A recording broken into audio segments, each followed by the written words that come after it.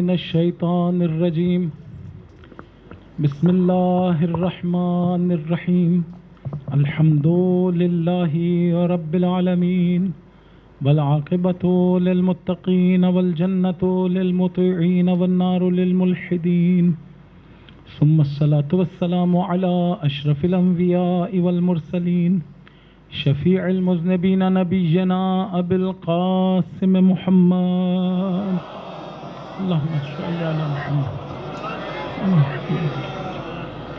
وعلی اہل بیتہ الطیبین الطاہرین الہداۃ المہدیین لا سیما بقیت اللہ فی الارضین روحی لہ الفداء وارواح العالمین واللعنۃ الدائمۃ علی اعدائہم اجمعین من حين عداوتهم إلى قيام يوم الدين أما بعد فقد قال الله تبارك وتعالى في محكم كتابه أعوذ بالله من الشيطان الرجيم فأقم وجهك للدين حنيفا فطرة الله التي فطر الناس عليها لا تبديل لخلق الله ذلك الدين القيم ولكن أكثر الناس لا يعلمون صلوات پڑھنے محمد و آل محمد رحمۃ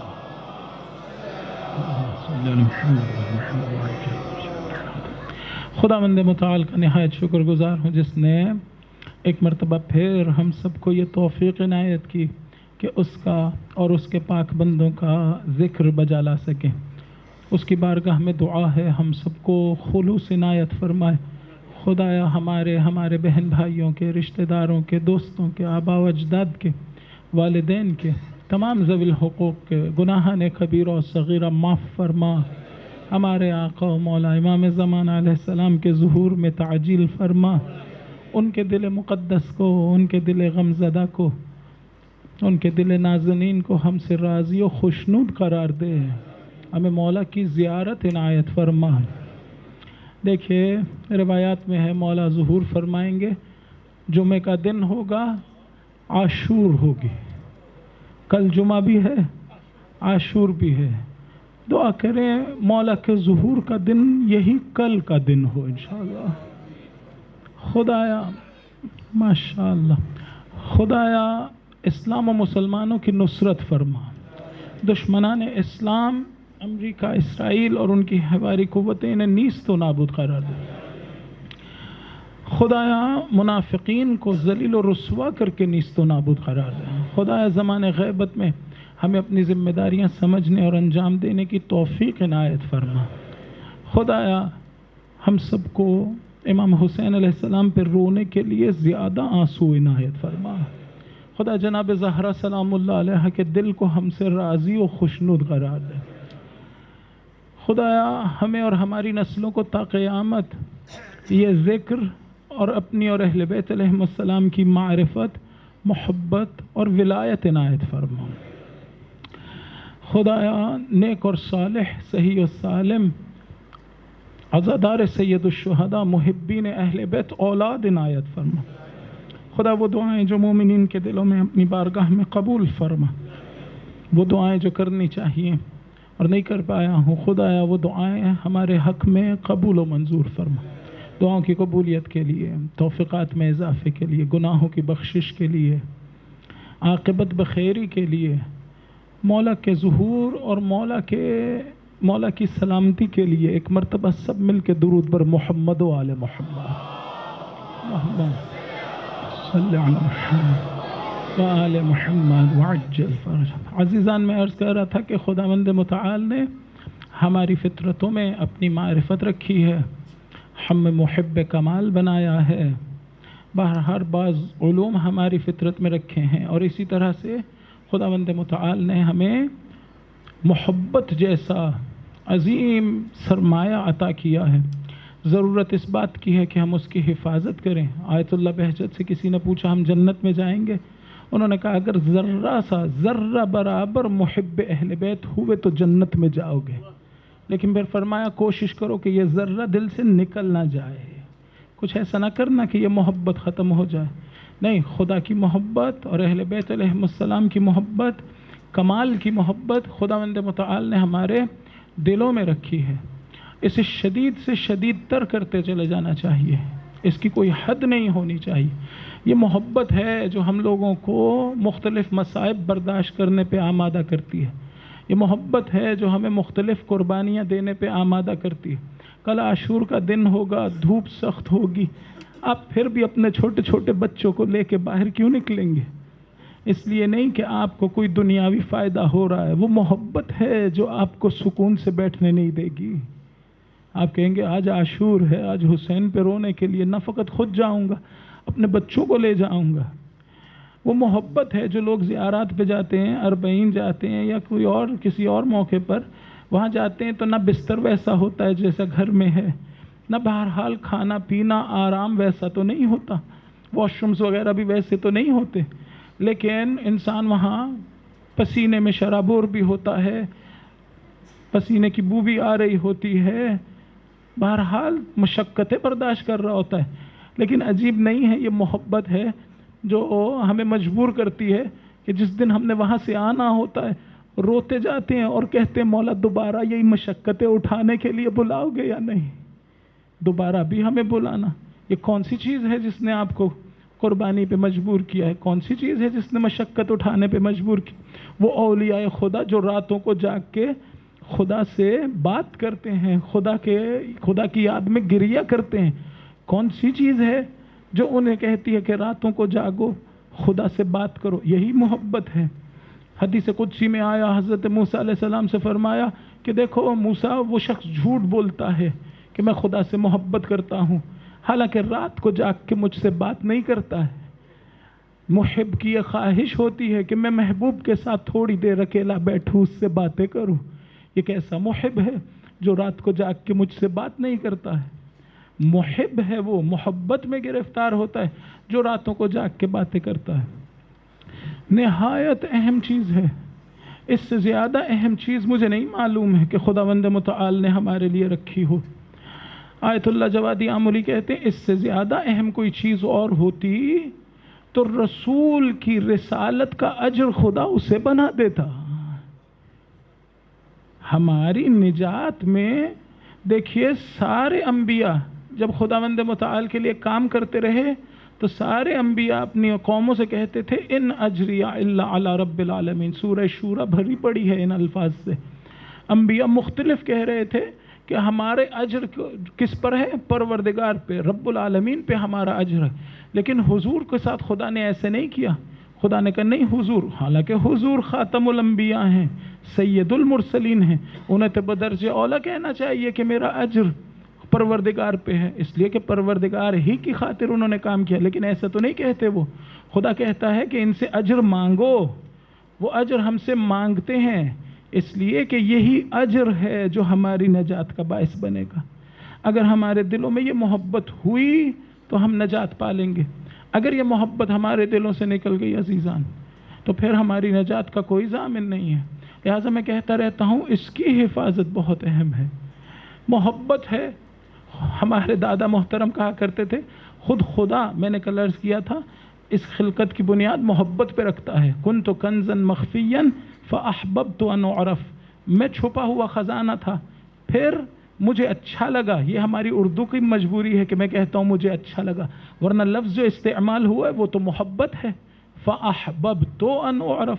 تو علماء نے کہا کہ خداوند متعال نے خلقت کی بنیاد بھی اسی محبت کو رکھا ہے. یہ محبت نہ ہوتی تو خداوند متعال یہ خلقت بھی انجام نہ دیتا.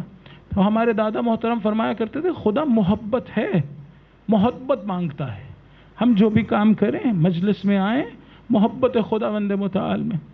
ہم ماتم میں، عزاداری میں جتنے بھی عبادتیں ہیں وہ سب کی سب ان کا رنگ مختلف ہو جاتا ہے جب ان پہ محبت کا رنگ چڑھا ہوا ہو.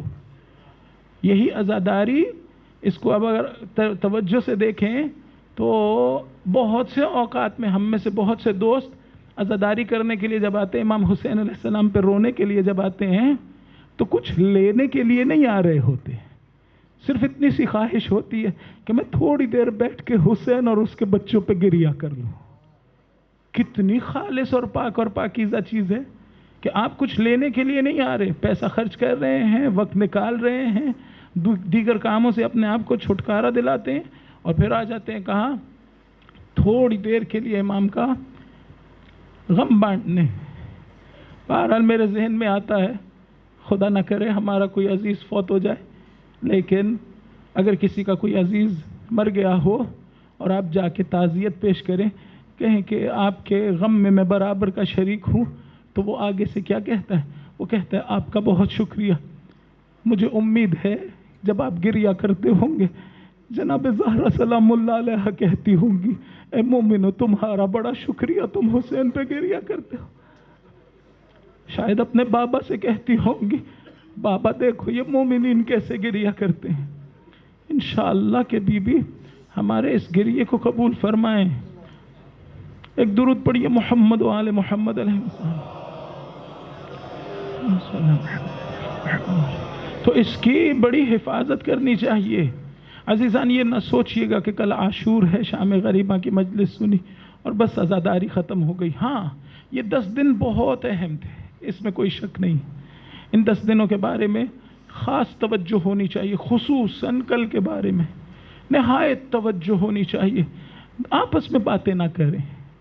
اگر آپ مجھ سے ایک مشورہ مانگنا چاہیں کہ آپ کیا کریں تو بہت زیادہ توجہ امام حسین علیہ السلام کی طرف ہو سکتی. شاید میرا خیال ہے آپس میں باتیں نہیں کرنی چاہیے. جتنا تنہائی میں بیٹھ سکے موبائل پاس نہیں ہونا چاہیے.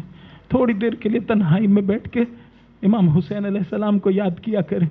پانی پینے لگے تو امام کو یاد کریں. چھوٹے چھوٹے بچوں کو دیکھیں. دیکھیے ابھی ان 2 چھوٹے چھوٹے بچوں کے بارے میں اعلان ہو رہا تھا نا کہ یہ گم ہو گئے ہیں اور ماں بہت پریشان ہے. میرے ذہن میں آ رہا تھا وہ چھوٹے چھوٹے بچے جو شام غریبہ میں گم ہو گئے تھے، اور جب جناب زینب سلام اللہ علیہ کبھی ایک طرف جاتی تھی کبھی دوسری طرف جاتی. سوچئے کیا عالم ہوگا. خدا بچوں کو سلامت رکھے، آپ کے بچوں کو سلامت رکھے.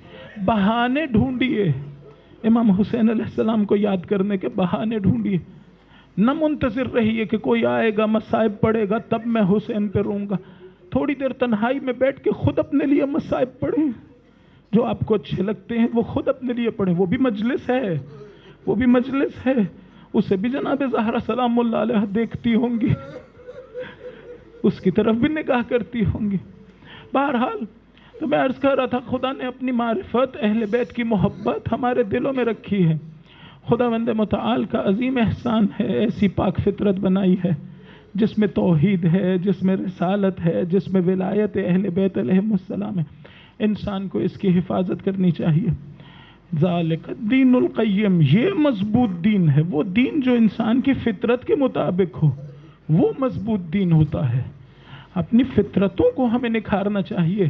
کوشش کریں کہ یہ پاک اور پاکیزہ رہ جائیں. میں نے عرض کیا تھا کہ امام حسین علیہ السلام کا ہنر کیا ہے کہ وہ فطرت جو خداوند متعال نے پاک اور پاکیزہ فطرت دی ہے، نہ فقط یہ کہ وہ خراب نہیں ہوتی، پروان چڑھتی ہے. وہ چھوٹی سی صاحبزادی ہیں 3 برس کی، جناب رقیہ سلام اللہ علیہ، جناب سکینہ سلام اللہ علیہ، لیکن 3 سال کے عالم میں، 3 سال کے سن میں کیا عالم ہے کہ خدا کی یاد میں رہتی ہیں. وہاں وہ بچی 3 سال کے عالم میں ہے، 3 سال کے سن میں ہے اور یاد خدا میں رہتی ہیں. کیسے فطرت کو پروان چڑھایا. آج اس جوان کا ذکر کرنا چاہتا ہوں جو 18 سال کا ہوتے ہوتے رسول جیسا ہو گیا تھا. امام حسین کا ہنر دیکھنا ہو تو یہ ہنر ہے. ہمارے استاد کہتے تھے جناب زینب کے کیا کہنے ہوں گے، امام حسین علیہ السلام بچہ انہیں دیں 18 سال میں وہ رسول جیسا بنا دیں، شبیہ رسول ہو جائیں. ہم لوگ سمجھ نہیں پاتے ہیں کہ حضرت علی اکبر کیسے تھے، کیا تھے. ایک ہلکا سا تصور یہاں سے سوچئے، تصور کیجئے. میں اتنے دنوں سے عرض کر رہا تھا، درمیان میں میں نے عرض کیا کہ ہمارا ایک ظاہر ہے، اسے خلق کہتے ہیں، اور ہمارے باطن کو خلق کہتے ہیں. ہمارا ایک چہرہ یہ ہے جو ظاہر میں ہے، اور ایک وہ چہرہ ہے جو ہماری روح کا ہے. یہ آپ کے ذہنوں میں ہے نا، اسے کہتے ہیں خلق، اسے کہتے ہیں خلق. دیکھیے یہ خلق ان کے ذریعے سے ہم بنتے ہیں، ہماری پرسنالٹی بنتی ہے اخلاق کے ذریعے سے، یعنی وہ صفات جو ہم میں راسخ ہو چکی ہوں ان کے ذریعے سے میں بنا ہوں. یہ جو ظاہری چہرہ ہے یہ تو یہیں رہ جائے گا، جب میں مر جاؤں گا تو وہ والا چہرہ ہے۔ خداوند متعال بھی اس چہرے کو دیکھتا ہے، اہل بیت علیہ السلام بھی اس چہرے کو دیکھتے ہیں، اس چہرے کو بھی دیکھتے ہیں، اس چہرے کو بھی دیکھتے ہیں۔ خیر دیکھیے حضرت علی اکبر علیہ السلام کی شان کیا ہے وہ عرض کرنا چاہتا ہوں۔ ایک مرتبہ امیر المومنین علیہ السلام سے کسی نے پوچھا کہ کیا آپ رسول خدا صلی اللہ علیہ وآلہ وسلم کے اوصاف شمار کر سکتے ہیں؟ کون اوصاف شمار کرے گا؟ کائنات کا سب سے بڑا عالم، کس کے؟ اپنے ہی بھائی کے، وہ جس کا نفس ہے اسی کے اوصاف شمار کر۔ تو کہا نہیں شمار کر سکتا ہوں۔ کیسی عجیب بات ہے، نہیں شمار کر سکتے ہیں؟ کہا کیوں شمار نہیں کر سکتے؟ کہا دیکھو یہ جو کائنات ہے نا اس کو خدا نے سجایا ہے، اور خدا نے کہا ہے کہ وَإِن تَعُدُّوا نِعْمَةَ اللَّهِ لَا تُحْصُوهَا، اس کائنات کی نعمتیں شمار کرنی ہو تو تم شمار نہیں کر سکتے ہو۔ سارے انسان جمع ہو جائیں، یہ جو سپر کمپیوٹرز ہیں ہمارے پاس یہ بھی ہمارے پاس ہوں، سارے 8 ارب انسان جمع ہو جائیں تو وہ نعمتیں جو سمندر میں ہیں ابھی تو بہت سی پتہ ہی نہیں ہے، وہ نعمتیں جو خاک میں ہیں زمین میں ہے وہ بھی نہیں معلوم ہے، کتنی ہی نعمتیں ہیں جو ہمیں نہیں معلوم ہے، اور ان نعمتوں کے خواص بھی نہیں معلوم ہیں، تو کون کہہ سکتا ہے کہ ہم شمار کر سکتے ہیں؟ خدا نے کہا وَإِن تَعُدُّوا نِعْمَةَ اللَّهِ لَا تُحْصُوهَا، تم لوگ شمار کرنا چاہو بھی تو شمار نہیں کر سکتے ہو۔ کہا یہ خدا نے اس نعمت کے بارے میں کہا ہے، مادی نعمت، دنیاوی نعمتوں کے بارے، اور پھر فوراً کہا کہ قرآن ہی میں ہے قُلْ مَتَاعُ الدُّنْيَا قَلِيلٌ، اے حبیب ان لوگوں سے کہیے دنیا کی نعمتیں، متاع دنیا قلیل ہے، بہت تھوڑی ہیں۔ کہا وہ جو تھوڑا ہے جسے خدا نے کہا ہے بہت تھوڑی ہیں، ہم انہیں شمار نہیں کر سکتے، یہ بھی قرآن نے کہا ہے۔ تو وہ جس کے بارے میں کہا ہو انک لعلی خلق عظیم، جسے کہا تھا قلیل اسے نہیں شمار کیا جا سکتا، تو جسے کہہ رہا ہے عظیم اسے کون شمار کر سکتا ہے؟ اسے بھی شمار نہیں کیا جا سکتا۔ کیا ہے وہاں پہ؟ وہاں وہ خلق عظیم کی منزل پر فائز ہیں، رسول خدا خلق عظیم کی منزل پر فائز ہیں۔ اب دیکھیے جناب علی اکبر علیہ السلام کی فضیلت کیا ہے۔ امام حسین علیہ السلام ایک جوان کو بھیج رہے ہیں، اور بھیجتے ہوئے کہتے ہیں اللہم اشہد علی ہؤلاء القوم، خدا گواہ رہنا اس قوم پہ، فقط برز الیہم غلام اشبہ الناس بنبیک، خدا اب وہ جوان گیا ہے جو تیرے نبی سے بہت شباہت رکھتا تھا۔ کس چیز میں؟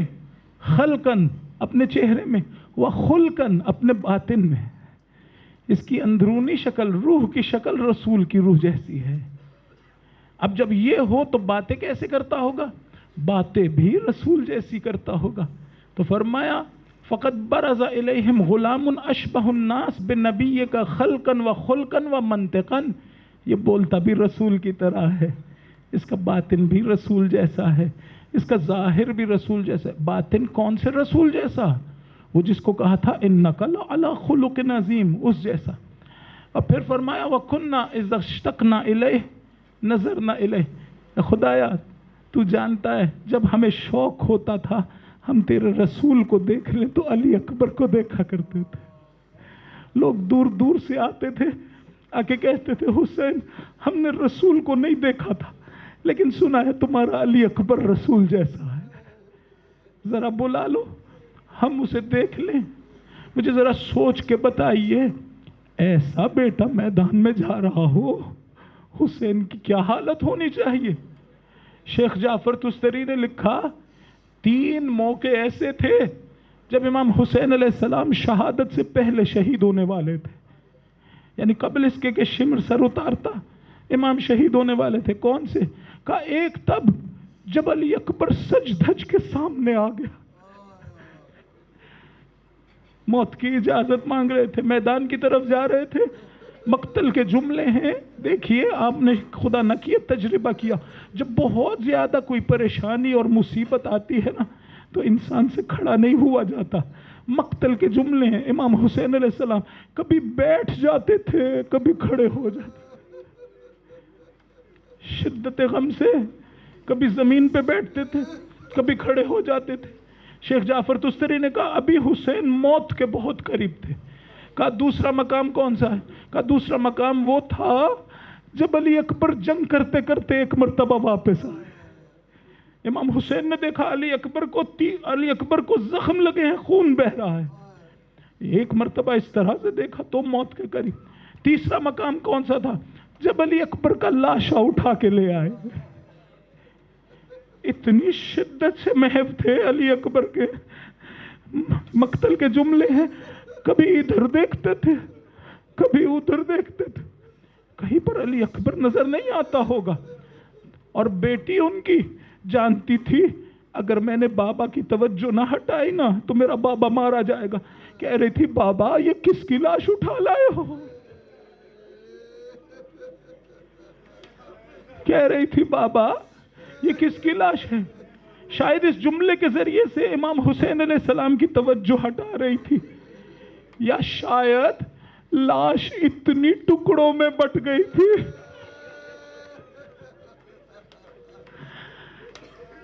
بہن بھائی کو نہیں پہچان سک رہی تھی. اجرکم اللہ. ذرا سوچ کے بتاؤ امام حسین کے دل پہ کیا گزری ہوگی. اجرکم اللہ.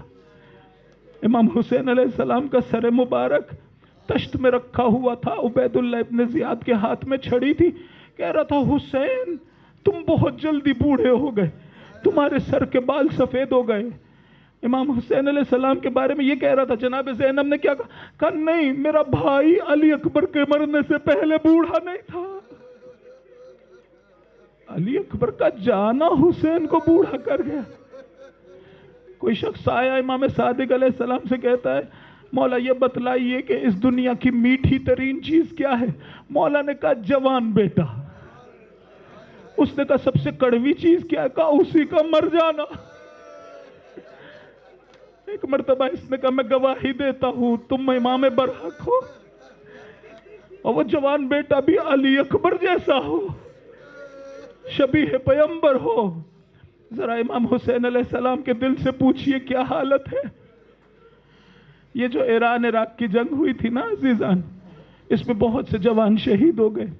وہاں پر جوانوں کے خاندان جو شہید ہو گئے ہوتے، وہ جو شہداء کے لواحقین ہوتے ہیں، ماں باپ بالخصوص، ان کا احترام کیا جاتا ہے. سب جگہ کیا جاتا ہے، ہمارے ہاں بھی وہاں پر بھی.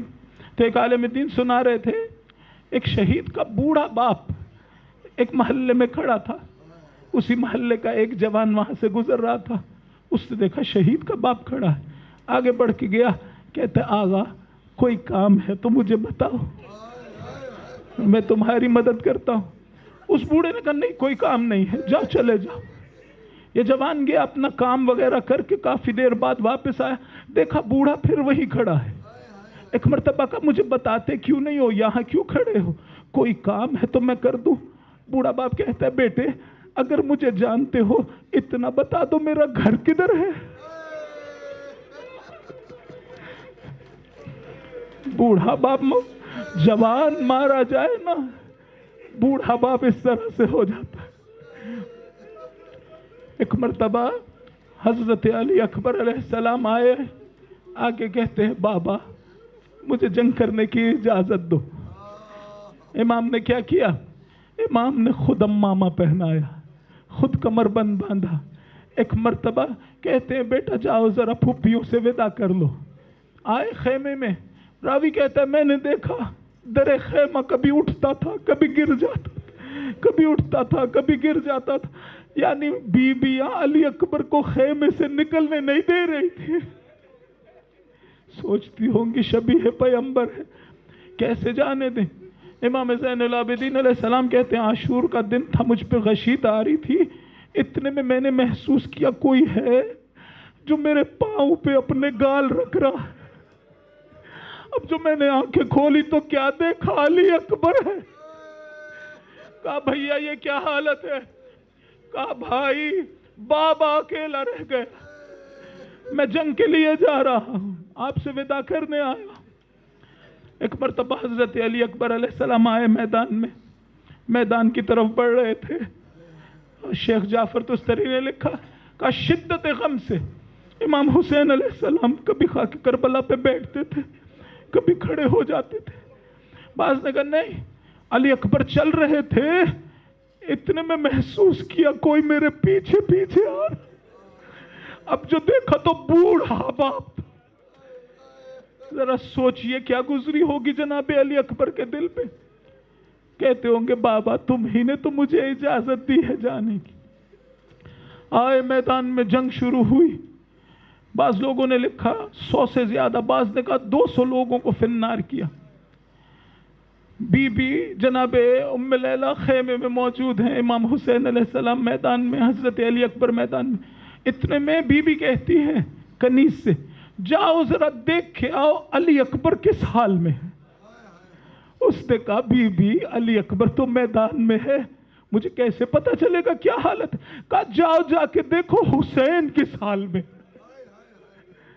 حسین کو دیکھ کے پتا چل جائے گا. بعض لوگوں نے کہا ایک مرتبہ دیکھا امام حسین علیہ السلام کے چہرے کی رنگت بدلی. بعض نے کہا نہیں. وہ کنیز آئی آگے کیا کہتی ہے؟ کہتی ہے بی بی میں نے دیکھا مقتل میں جس طرف علی اکبر دوڑتا ہے حسین بھی اس طرف دوڑا. یہ سننا تھا. ایک مرتبہ مصلی بچھایا، نماز پڑھی، ہاتھوں کو بلند کیا، اے یوسف کو یعقوب سے ملانے والے پروردگار، حسین کے خشک ہونٹوں کا واسطہ، حسین کی غربت کا واسطہ علی اکبر کو بابا سے ملا. حضرت علی اکبر واپس آئے. امام حسین نے کیا دیکھا؟ دیکھا خون بہ رہا ہے. علی اکبر کہہ رہے بابا سکل الحدید اجہدنی، بابا تلوار بھاری لگ رہی ہے. بابا تھوڑا سا پانی مل جاتا تو. ایک مرتبہ امام نے یہ سنا تو اپنی انگشتر مبارک یا اپنی زبان علی اکبر کے دہن میں رکھی. علی اکبر نے کہا ہوگا بابا تم تو مجھ سے زیادہ پیاسے ہو. ایک مرتبہ امام نے پکارے. امام نے کہا علی اکبر تھوڑی دیر میں تم سیراب ہو جاؤ گے. میدان کی طرف جا رہے تھے لیکن ذرا سوچ کے بتلائیے. شاید سوچتے ہوں گے نا کاش میں نے بابا کو نہ بتایا ہوتا میں پیاسا ہوں. شاید یہی وجہ تھی جب کربلا میں زمین پہ گرے نا تو ایک تو یہ کہ سلام نہیں کیا، یہ نہیں کہا السلام علیکم، کہا بابا علیک السلام، یعنی حسین کو جواب نہ دینا پڑے. جانتے تھے جب میں آواز دوں گا نا بابا میں گر گیا، میرا بابا جواب نہیں دے پائے گا. دوسری بات کیا کہہ رہے تھے؟ کہہ رہے تھے بابا رسول خدا آئے ہیں، یعنی کہہ رہے تھے بابا میں نے کہا تھا نا میں پیاسا ہوں، پریشان نہ ہونا میں سیراب ہو گیا. آئے میدان میں دوبارہ جنگ شروع کی. جنگ کرتے چلے جا رہے ہیں. مرہ ابن منقذ نے کہا اس جوان کو میں گھوڑے سے اتاروں گا. ایک مرتبہ ظالم نے وار کیا، سینے میں نیزہ لگا. جناب علی اکبر جوان ہیں، دونوں باہیں گھوڑے کی گردن میں ڈالی، گھوڑا لشکر آدھا میں گھسا.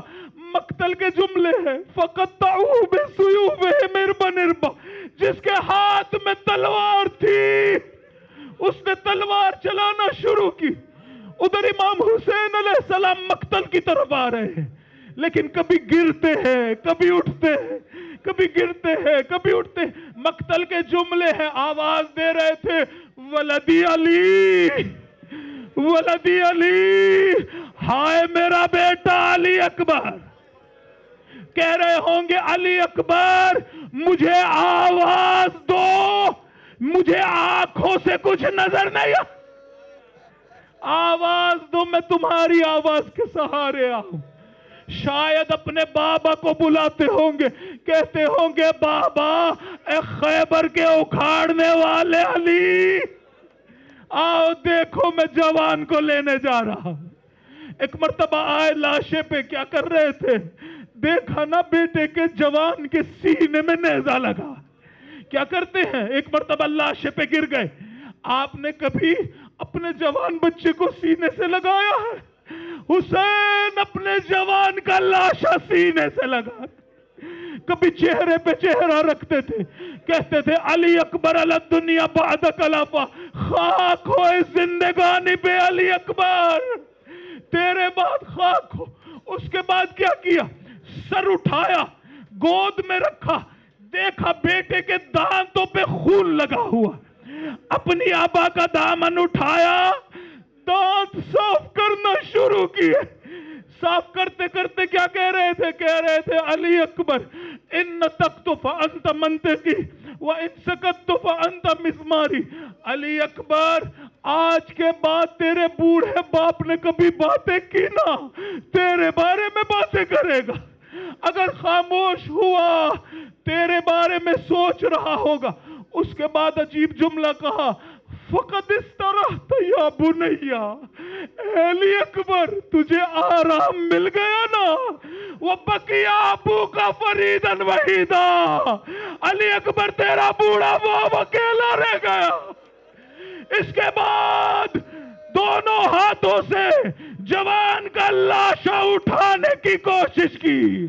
جب نہیں اٹھ سکا آواز دیا, ہاشمی بچوں آؤ بوڑھے باپ سے. ماتم حسین